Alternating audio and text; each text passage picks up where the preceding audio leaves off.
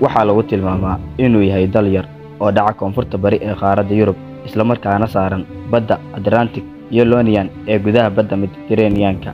dalkan ay muslimiintu ku badan yihiin waxa uu xuduud la wadaagaa dalal badan oo ay ka mid yihiin Montenegro dhanka waqooyi galbeed, Macedonia dhanka bari, Kosovo dhanka waqooyi bari iyo Greece oo uu xuduud kala wadaago dhanka koonfureed. Haddaba dalkan aan kaaga waramayo waa Albania, waxa uu ku fadhiyaa dhul gaaraya 27,748 kiiloomitir laba jibaaran. muuqaalkiisuna waxa uu u dhaxeeyaa buuraha barafka daboolay ee Albania Alps ilaa xeebaha kulul ee qoraxda leh oo ku teedsan badda Mediterranean-ka. caasimadda iyo magaalada ugu weyn wadankana waa Tirana. Albania waxaa muddo ku noolaa ilbaxnimooyin kala duwan sida Iliranis, Tarasinis, Griigii hore, Roomaanka, Byzantiniyiinta iyo weliba Cusmaaniyiinta. Albania waxay aasaaseen maamul madax bannaan qarnigii 12aad.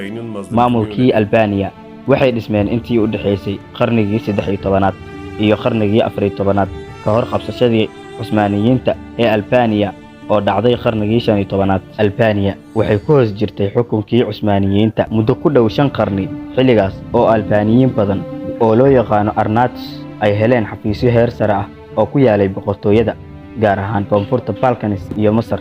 kadib guuldaradii Cusmaaniyiinta ee dagaaladii Balkanka, dalka casriga ah ee Albania ayaa ku dhawaaqay madax bannaani 1912kii qarnigii 12aad. boqortooyadii Albania waxaa ku duulay dalka Talyaaniga, kaasoo sameeyay Albania weyn. kacdoonkii ka dhacay dalkaasi 1991kii waxay ku soo gabagabeeyeen dhicitaankii shuuciyada ee Albania. ugu dambeyntiina waxay aasaaseen jamhuuriyadda hadda jirta ee Albania. halkaas ayaynu ku soo afmeeraynaa. haddii ay tahay markii kugu horeysay ee aad soo booqato boggeena YouTube-ka, fadlan subscribe dheh si aad u hesho muuqaalo ku xiiso geliya, lana wadaag saaxiibadaada.